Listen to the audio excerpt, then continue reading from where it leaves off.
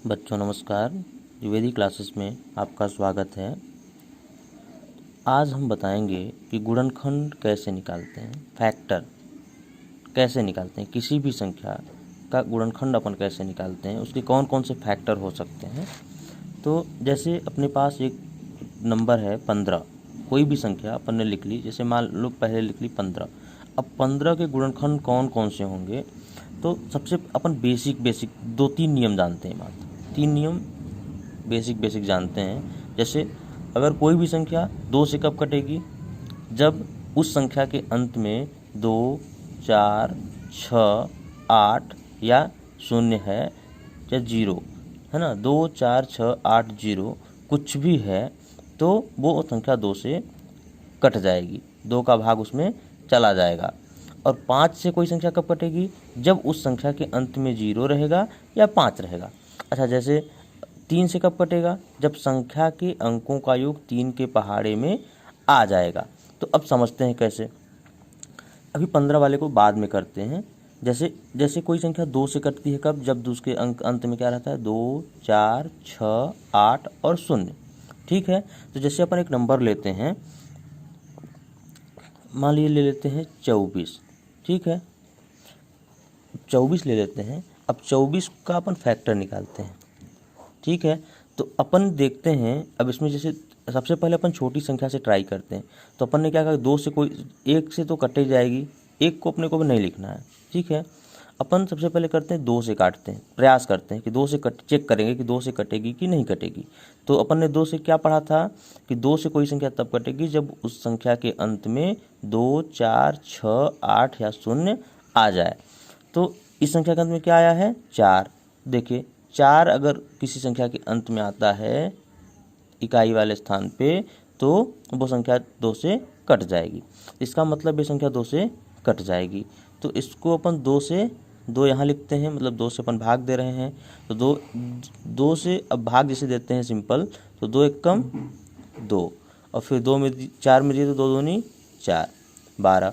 अब फिर जो 12 आया, इस 12 को भी अपने को काटना है। अब ये 12 किससे कटेगा, ये भी इसको लिए भी सबसे छोटी संख्या से ट्राई करते हैं। क्या ये 2 से कटेगा, तो 2 में क्या था कि 2, 4, 6, 8 और 0 कोई भी अंक अगर इकाई में है तो 2 से कट जाएगा। तो इसके इकाई में क्या है, 2 है, तो इसका मतलब ये 2 से फिर से कट जाएगा। तो फिर इसको 2 से फिर से काटते हैं, तो 2 से 1 में तो जाएगा नहीं भाग, इसलिए 12 दोनों को लेते हैं, तो 2 छक्का 12। ठीक है, अब फिर से देखते हैं। अब देखना कि ये संख्या, फिर देखते हैं कि सबसे छोटी वाली संख्या 2 से कटेगी कि नहीं। तो इसमें क्या लिखा है कि 2, 4, 6, 8 और 0 कुछ भी हो तो 2 से कट जाएगी। इसमें एक अंक ही है तो एक कुल मिला करके ये 6 ही है, तो एक कट जाएगी। फिर से इसको 2 से भाग देते हैं, तो 2 3 6। अब आया 3। अब ये 3 किससे कटेगा, 2 से तो कटेगा नहीं, क्योंकि लास्ट में क्या आना चाहिए, 2 मतलब संख्या के अंत में 2, 4, 6, 8, 0, तो इसमें नहीं है 2, 4, 6, 8, 0। ठीक है, 5 से भी नहीं कटेगा, क्योंकि संख्या के अंत में जब 0 या 5 रहता है तो 5 से कट जाती है। 3 से कटेगा जब संख्या के अंकों का योग 3 के पहाड़े में आ जाए, तो इसमें एक ही संख्या है तो इसका योग ऑलरेडी 3 ही है और 3 के पहाड़े में आ ही जाता है, तो इसको क्या कर देंगे, 3 एकम 3। मतलब इस साइड वाला जो आया, इस साइड वाले जो नंबर आए हैं ये अपने गुणनखंड कहलाएंगे। तो इसको अपन गुणनखंड कैसे लिखेंगे, 2 गुणे 2 गुणे 2 गुणे 3। अपने एक गुणनखंड हो गए 24 के। ठीक है बच्चों, समझ में आया होगा। जैसे अब करते हैं अपन 15 का करते हैं। अब 15 को सबसे पहले अपन ट्राई मारते हैं, क्या ये 2 से कटेगा। तो आपने क्या बताया था, 2 से कौन सी संख्या कटेंगी, जिसमें 2 अंत में 2, 4, 6, 8 या 0 आएगा, तो इसमें तो नहीं है। इसका मतलब ये हो अब उसके बाद देखते हैं 3 से कटेगा कि नहीं कटेगा।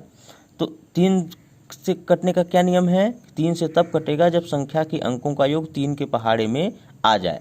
तो जैसे कोई संख्या 15 लिखी है ना, तो इसकी चेक कैसे करेंगे, इसके अंकों का योग 15 3 के पहाड़े में आता है कि नहीं। तो जैसे 1 और 15 लिखी है, मतलब 1 और 5 है, तो 1 और धन 5 तो कितना हो जाएगा, 6। तो 6 3 के पहाड़े में आता है ना, इसका मतलब ये 3 से कट जाएगी। तो इसको क्या करते हैं, 3 से भाग देते हैं, तो 3 × 5 = 15। अब फिर 5 आ गया।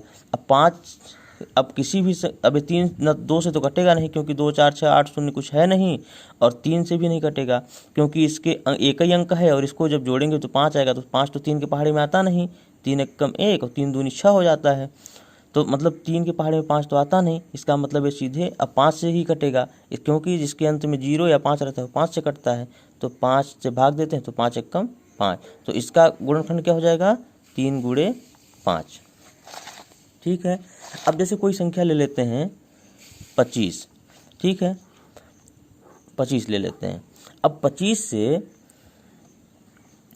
25, अब ये 2 से तो कटेगी नहीं क्योंकि इसके अंत में 2 4, ये चूँकि 5 है अंत में, और 2 से कब कटती है, जब अंत में 2 4 6 8 या 0 रहता है।